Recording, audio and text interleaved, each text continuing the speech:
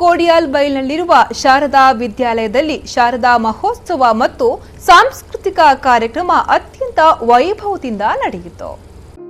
ನಾವು ಆಚರಿಸುವ ಧಾರ್ಮಿಕ ರಾಷ್ಟ್ರೀಯ ಹಬ್ಬಗಳು ಮಕ್ಕಳಲ್ಲಿ ನಮ್ಮ ಸಂಸ್ಕೃತಿ ಹಾಗೂ ದೇಶದ ಬಗ್ಗೆ ಪ್ರೀತಿಯ ಅಭಿಮಾನ ಬೆಳೆಸಿ ಅವರನ್ನು ಸುಸಂಸ್ಕೃತರನ್ನಾಗಿಸುತ್ತದೆ.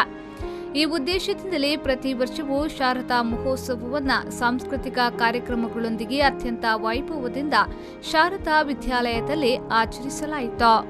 ಇನ್ನು ಕಾರ್ಯಕ್ರಮದಲ್ಲಿ ಚಿತ್ರಕಲೆ, ರಂಗೋಲಿ, ಕರ್ನಾಟಕ ಶಾಸ್ತ್ರೀಯ ಸಂಗೀತ, ಭರತನಾಟ್ಯ, ಭಜನೆ, ಗೀತ ಕಂಠಪಾಠ, ಶಂಖನಾದ, ಭಾಷಣ ಸ್ಪರ್ಧೆ ಹಾಗೂ ಸಾಂಸ್ಕೃತಿಕ ಸ್ಪರ್ಧೆಗಳು ನಡೆದವು.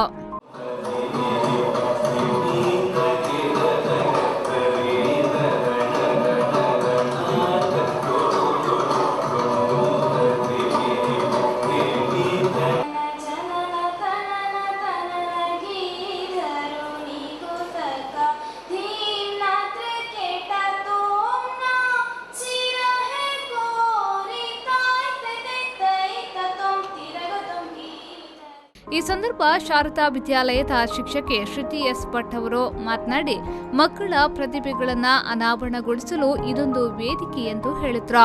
ಈ ದಿನ ಶಾರದಾ ಮಹೋತ್ಸವದ ಅಂಗವಾಗಿ ನಮ್ಮ ಶಾರದಾ ವಿದ್ಯಾಲಯದಲ್ಲಿ ಸಾಂಸ್ಕೃತಿಕ ಸ್ಪರ್ಧೆಯನ್ನು ಅಂತರ್ಜಿಲ್ಲಾ ಮಟ್ಟದಲ್ಲಿ ನಾವು ನಡೆಸ್ತಾ ಇದ್ದೇವೆ.